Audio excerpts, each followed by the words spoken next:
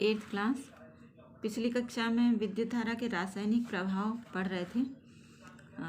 तो ये बताया था विद्युत धारा क्या होती है, आवेशों का प्रवाह होता है ना।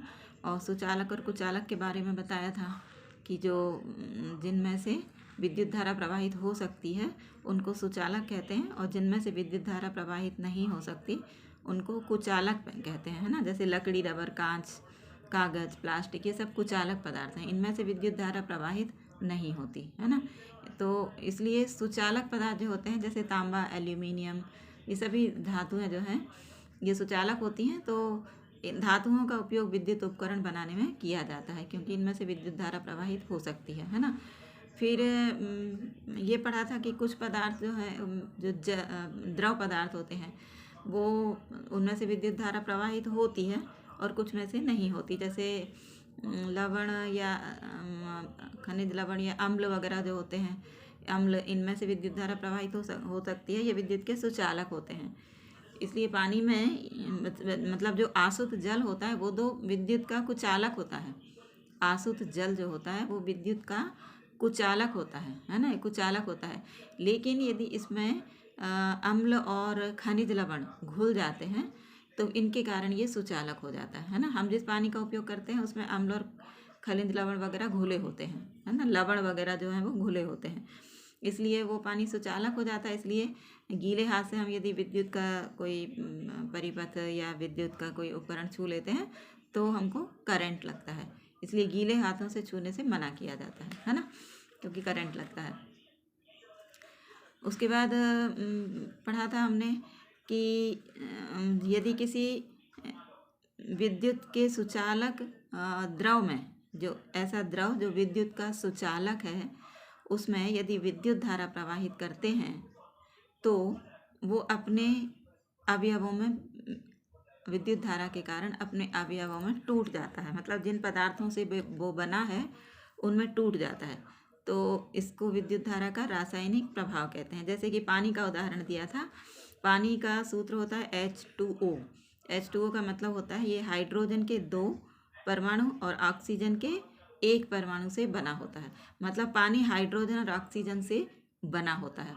तो जब पानी में विद्युत धारा प्रवाहित करते हैं, ये 2 छड़ें इसमें डाल देते हैं, छड़ें, और इन छड़ों के ऊपर एक वो परख नली, जैसे यहाँ पे हम बनाएं, ये एक बॉटल होती है, चौड़े मुंह की बॉटल होती है, ये इस तरह की, है ना, चौड़े मुंह की बॉटल होती है जिसमें कि 2, इसके ढक्कन में 2 छेद होते हैं, या बॉटल को जो है उल्टा रख दिया जाता है ना। ये इस तरह से उल्टा रख दिया जाता है और इसकी तली निकाल दी जाती है। ये उल्टा रख दिया जाता है इस तरह से, और इसमें 2 छड़ें डाल दी जाती हैं, 2 छेद करके, ढक्कन में 2 छेद करके, और ये छड़ें डाल दी जाते हैं, है ना।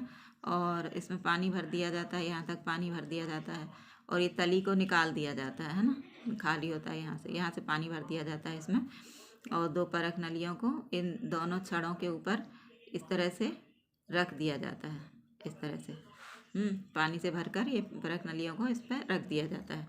और फिर इनको तार के द्वारा बैटरी से जोड़ा जाता है ना। किसको? ये छड़ों को तार के द्वारा बैटरी से इस तरह से जोड़ दिया जाता है, तो विद्युत धारा प्रवाहित होने लगती है। तो जब विद्युत धारा प्रवाहित होती है तो क्या होता है कि धीरे धीरे पानी का स्तर जो है वो कम होने लगता है। मतलब पानी धीरे धीरे कम होने लगता है ना। और ये जो परख नलियाँ हैं इनमें गैस भरने लगती है। तो कौन कौन सी गैस भर जाती है? परीक्षण जब इसका करते हैं तो एक में हाइड्रोजन गैस होती है और दूसरे में ऑक्सीजन गैस होती है, क्योंकि पानी जो है वो इन्हीं दोनों गैसों से बना है, हाइड्रोजन और ऑक्सीजन। हाइड्रोजन और ऑक्सीजन, इन 2 गैसों से पानी बना है। हाइड्रोजन के 2 परमाणु होते हैं और ऑक्सीजन का 1 परमाणु होता है पानी में, पानी के 1 अणु में, है ना। तो ये हाइड्रोजन और ऑक्सीजन से बना होता है। इसलिए जब पानी में विद्युत धारा प्रवाहित करते हैं तो पानी हाइड्रोजन और ऑक्सीजन में टूट जाता है, अलग अलग हो जाता है। तो क्योंकि ये विद्युत धारा के कारण ऐसा हुआ, इसलिए इसको विद्युत धारा का रासायनिक प्रभाव कहते हैं, है ना। इसी तरह से सोडियम क्लोराइड का बताया था। सोडियम क्लोराइड मतलब साधारण नमक जिसको हम खाते हैं वो सोडियम क्लोराइड होता है। तो ये सोडियम और क्लोरीन से बना होता है, सोडियम और क्लोरीन से बना होता है। तो जब सोडियम क्लोराइड के घोल में विद्युत धारा प्रवाहित करते हैं तो ये सोडियम और क्लोरीन इन दोनों में अलग अलग हो जाता है। तो ये है विद्युत धारा का रासायनिक प्रभाव।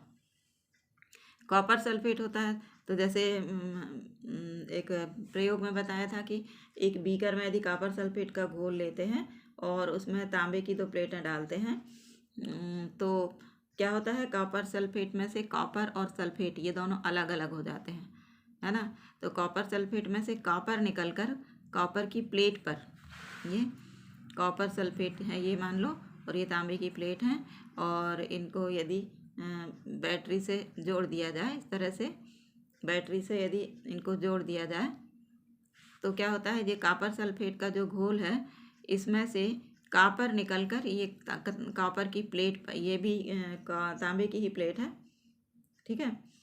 तो तांबे की प्लेट है ये, तो तांबा जो है ये बैटरी के मतलब ऋण ध्रुव से जुड़ा रहता है ना। तो तांबा निकलकर जो है ये इस प्लेट पर अवक्षेपित हो जाता है, मतलब जमा होता जाता है ना। कॉपर सल्फेट का घोल ये है, इसमें से ये कॉपर सल्फेट क्या होता है, कॉपर और सल्फेट इन दोनों में टूट जाता है, अलग अलग हो जाता है। तो ये जब अलग होता है तो कॉपर इसमें से, इस विलयन में से निकलकर इस प्लेट पर जमा होने लगता है, और धीरे धीरे पूरा कॉपर जो है इस प्लेट के ऊपर जमा हो जाता है ना। तो विलयन में कॉपर की कमी होने लगती है। जब विलयन में से कॉपर निकल गया तो कॉपर की इसमें कमी होने लगती है। तो क्या होता है कि दूसरा इलेक्ट्रोड जो है ये वाला, है ना, ये भी तांबे की प्लेट से बना रहता है, तो ये इसमें घुल जाता है, ये इस विलयन में घुल जाता है। तो इस तरह से विलयन में तांबे की पूर्ति होती रहती है, ठीक है।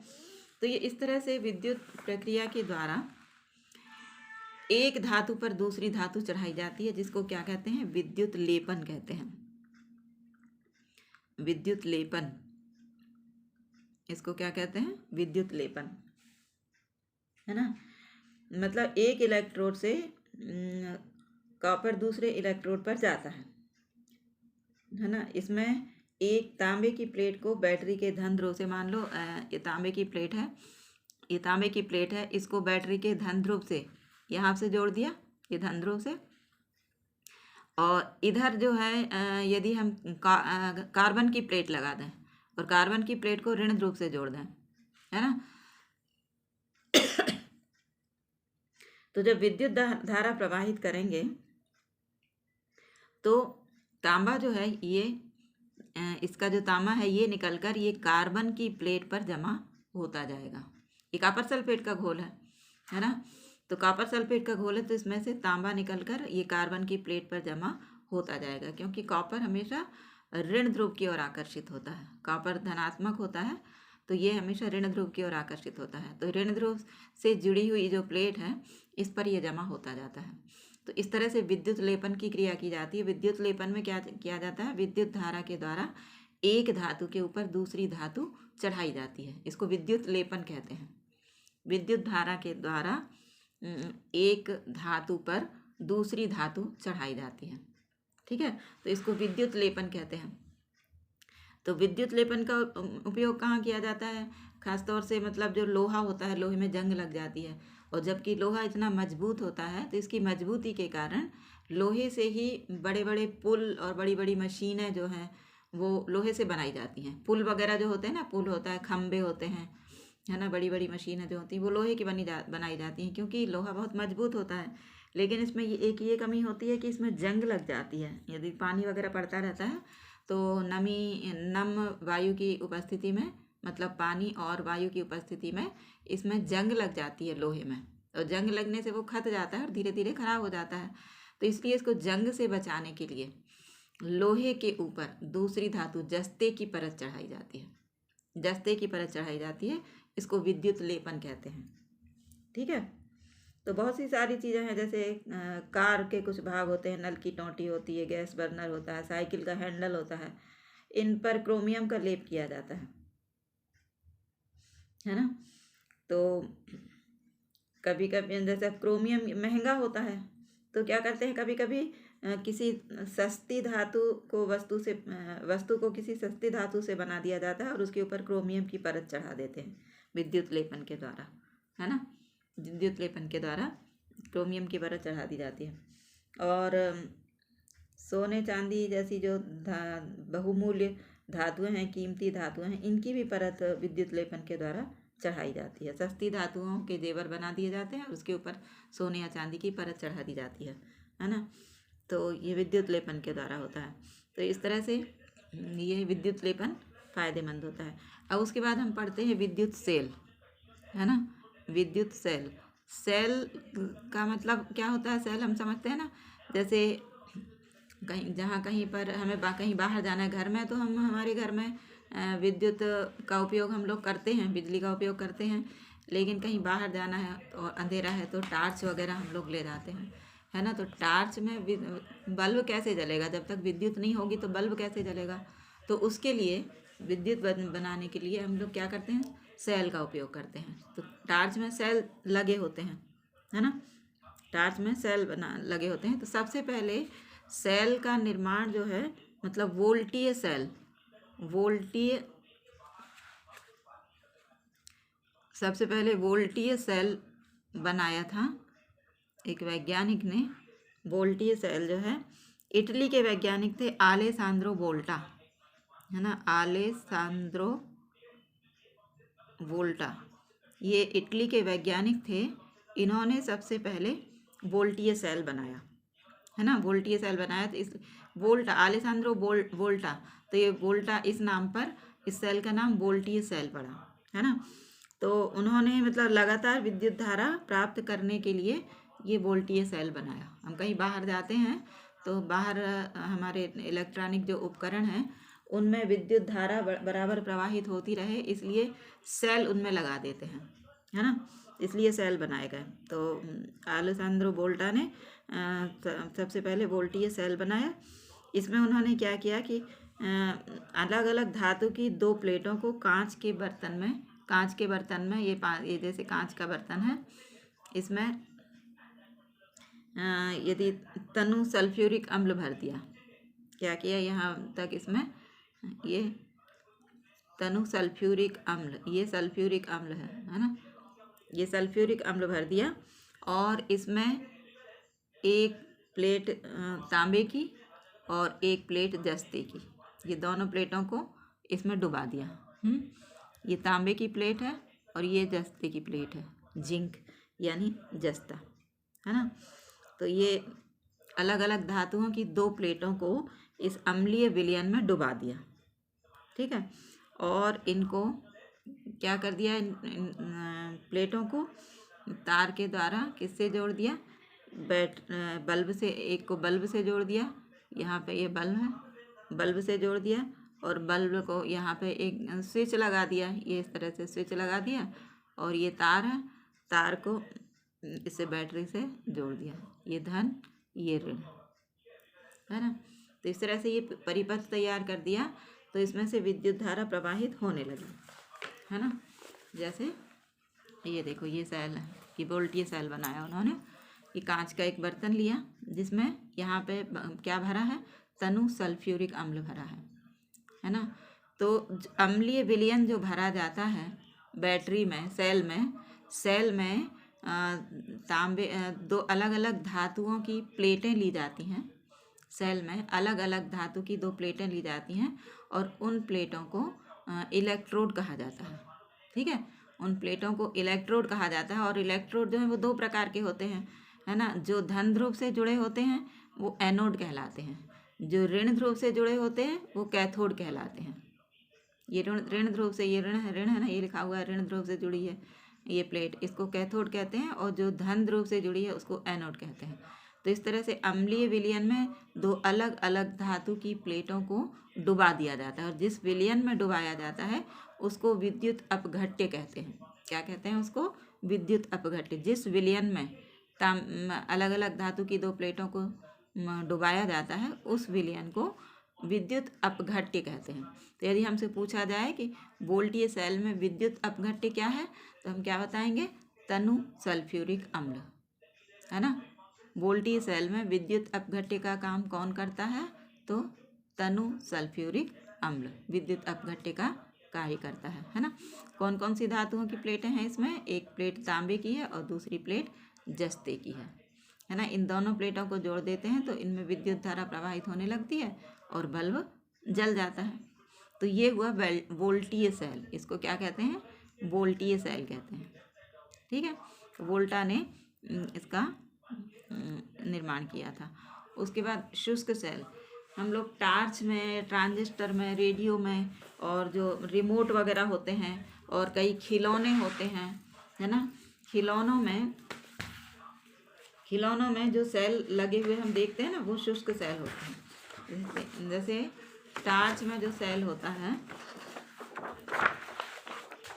ना, टार्च वगैरह जो होता है, टार्च है ना, और रिमोट वगैरह हैं, इनमें जो सेल होता है किस तरह का सेल होता है? इस तरह का होता है ना, ये नीचे से ये ऐसा और ऊपर ये ऐसा होता है, थोड़ा सा निकला हुआ होता है, यहाँ पे थोड़ी सी घुंडी रहती है ना। इस तरह का सेल होता है, ये शुष्क सेल होता है ना। शुष्क सेल, क्योंकि इसमें जो पदार्थ भरे होते हैं वो सूखे हुए होते हैं, गीला नहीं होता, कुछ भी विलयन नहीं होता है ना। शुष्क सेल होता है। तो ये शुष्क सेल इस तरह के हम टार्च में देखते हैं। तो इन्हीं सेलों को यदि 2 या 3 सेलों को जोड़ दिया जाए तो एक सेल का ये जो धन, ये जो है कार्बन की प्लेट है, कार्बन की छड़ डली रहती है, अंदर तक रहती है। ये कार्बन की छड़ थोड़ी सी बाहर निकाल देते हैं इसको, है ना। तो ये धन ध्रुव का काम करती है। और ये जो बर्तन है, बेलनाकार बर्तन है, मतलब बाहर की तरफ तो इस पेपर से कवरिंग होती है, कागज़ से कवरिंग होती है। कागज़ की कवरिंग को यदि हम निकालेंगे तो उसके अंदर एक बर्तन होगा जस्ते का, है ना, जो नीचे से कवरिंग नहीं रहती है कागज़ की, है ना, नीचे से वो बर्तन दिखता है यहाँ। ये ऋण ध्रुव का काम करता है, ये जस्ते का होता है, ये जस्ते का बना होता है, ये ऋण ध्रुव का काम करता है ना, ये धन ध्रुव का। तो जब हमको 2 या 3 सेल जोड़ना होते हैं तो क्या करते हैं, एक सेल के, टार्च में अक्सर होता है, एक सेल के धन ध्रुव को दूसरे सेल के ऋण ध्रुव से जोड़ दिया जाता है। ये इस तरह से, है ना, ये धन है और ये इसका ये ऋण है। तो ये एक सेल का धन ध्रुव दूसरे सेल के ये ऋण ध्रुव से, ये इसका ऋण ध्रुव है ना, ये नीचे वाला भाग ये ऋण ध्रुव है। ऐसे करके हम ये 2-3 सेलों को यदि जोड़ देते हैं तो इसमें विद्युत धारा ज़्यादा प्रवाहित होने लगती है ना, ज़्यादा विद्युत धारा प्रवाहित होने लगती है। तो इसको फिर बैटरी कहते हैं। 2 या 3 सेलों के समूह को बैटरी कहते हैं। ये तो एक सेल है, ये भी एक सेल है, ये भी एक सेल है, लेकिन इन तीनों सेलों को यदि एक साथ जोड़ दें, एक सेल का धन ध्रुव दूसरे सेल के ऋण ध्रुव को स्पर्श करे, है ना, इस तरह से ये 3 सेल जोड़ दिए हैं तो फिर इसको हम बोलने लगते हैं बैटरी। इसको क्या बोलते हैं? बैटरी बोलते हैं। तो हम लोग टार्च में बैटरी का उपयोग करते हैं, है ना। टार्च में 2 या 3 सेल का उपयोग होता है, इनको बैटरी कहते हैं, है ना। तो टार्च में हम बैटरी का उपयोग करते हैं। तो हमने अभी पहले वोल्टीय सेल के बारे में पढ़ा। अब ये क्या है? शुष्क सेल है। वोल्टीय सेल में विद्युत अपघट्य क्या है? तनु सल्फ्यूरिक अम्ल है ना। और ये क्या है? शुष्क सेल है। तो ये शुष्क सेल में बताया हमने। अब हम इसकी आंतरिक रचना देख लेते हैं। शुष्क सेल में क्या होता है? एक जस्ते का बना हुआ बेलनाकार बर्तन होता है, ये इस तरह का जस्ते का बना हुआ बेलनाकार बर्तन होता है ना। और इसमें इस जस्ते के बेलनाकार बर्तन में क्या भरा होता है? इसमें प्लास्टर ऑफ पेरिस होता है, प्लास्टर ऑफ पेरिस होता है, प्लस इसमें क्या होता है? नौसादर यानी अमोनियम क्लोराइड और प्लस होता है जिंक क्लोराइड। ये चीज़ें इसमें भरी होती हैं। यहाँ पर जस्ते का जो बेलनाकार बर्तन है, इसमें ये चीज़ें भरी हुई हैं। फिर उसके अंदर मलमल की एक थैली होती है। ऊपर तो बीच में एक वो कार्बन की छड़ लगी होती है ना। कार्बन की छड़ जो है थोड़ी सी बाहर निकली रहती है और कार्बन की छड़ किसके अंदर होती है? एक मलमल की थैली होती है, मलमल की थैली होती है इस तरह से, और इसके अंदर भरा होता है मैग्नीज डाइऑक्साइड MnO2। ये मैग्नीज डाइऑक्साइड है प्लस कार्बन का चूर्ण प्लस नौसादर यानी अमोनियम क्लोराइड NH4Cl और प्लस जिंक क्लोराइड। ये चीज़ें इसमें भरी होती हैं। ठीक है, तो ये क्या है? जस्ते का बेलनाकार बर्तन है जो ऋण ध्रुव का काम करता है। ठीक है, ऋण ध्रुव का काम करता है, मतलब ऋण इलेक्ट्रोड बोलते हैं इसको, है ना। इसमें plaster of Paris, ammonium chloride और जिंक क्लोराइड ये भरे होते हैं। ठीक है, फिर इसके अंदर एक मलमल की थैली होती है और मलमल की थैली के अंदर मैग्नीज डाइऑक्साइड, कार्बन का चूर्ण, अमोनियम क्लोराइड और जिंक क्लोराइड का मिश्रण इसमें भरा होता है ना। और इसके अंदर बीच में बिल्कुल बीचों बीच एक कार्बन की छड़ होती है। ये कार्बन की छड़ होती है, ये थोड़ी सी बाहर निकली होती है। अब कार्बन की छड़ के ऊपरी सिरे पर पीतल की एक टोपी लगी रहती है, जो देखा होगा हम सेल में हम लोग देखते रहते हैं, पीतल की एक टोपी लगी होती है ना। तो ये कार्बन की छड़ जो है ये धन इलेक्ट्रोड का काम करती है और ये जस्ते का बर्तन जो है ये ऋण इलेक्ट्रोड का काम करता है। ठीक है, जस्ते का बर्तन ऋण इलेक्ट्रोड का काम करता है। तो अधिक विद्युत धारा यदि हमको प्राप्त करना है तो 2 या 3 सेल को जोड़ दिया जाता है, तो ज़्यादा विद्युत धारा प्रवाहित होने लगती है ना, इसको बैटरी कहते हैं। ठीक है, तो इस तरह से जब इनको विद्युत परिपथ में लगाते हैं, मतलब सेल को यदि हम किसी टार्च वगैरह में लगाते हैं तो इसका काम शुरू हो जाता है। जब चालू करते हैं टार्च को, बटन मतलब स्विच ऑन करते हैं तो बल्ब, टार्च के में जो बल्ब लगा होता है वो जलने लगता है ना। इसका काम शुरू हो जाता है और विद्युत धारा प्रवाहित होने लगती है और बल्ब जो है वो जलने लगता है ना। जब काम करना बंद करना है हमें तो टार्च का स्विच ऑफ कर देते हैं, बल्ब जलना बंद हो जाता है, इसकी क्रिया भी बंद हो जाती है ना। तो इस तरह से ये होता है शुष्क सेल, ये शुष्क सेल होता है। फिर छोटे छोटे सेल भी होते हैं जिनको बटन सेल कहते हैं, है ना। बटन सेल जैसे कैलकुलेटर में होता है ना, कुछ घड़ियों में होता है, छोटी छोटी सी मतलब जो घड़ियाँ होती हैं उनमें होता है। आकार में ये सस्ते होते हैं, लेकिन आकार में छोटे होते हैं, सस्ते होते हैं, लेकिन बहुत समय तक चलते हैं। तो जैसे कैलकुलेटर है और घड़ियाँ वगैरह होती हैं, कुछ खिलौने होते हैं जिनमें बटन सेल लगा होता है। तो शुष्क, और इसमें ये हो गया बटन सेल। उसके बाद होते हैं सौर सेल। सौर सेल जो होते हैं मतलब सूर्य की ऊर्जा से जिनमें विद्युत धारा प्रवाहित होती है वो सौर सेल कहलाते हैं।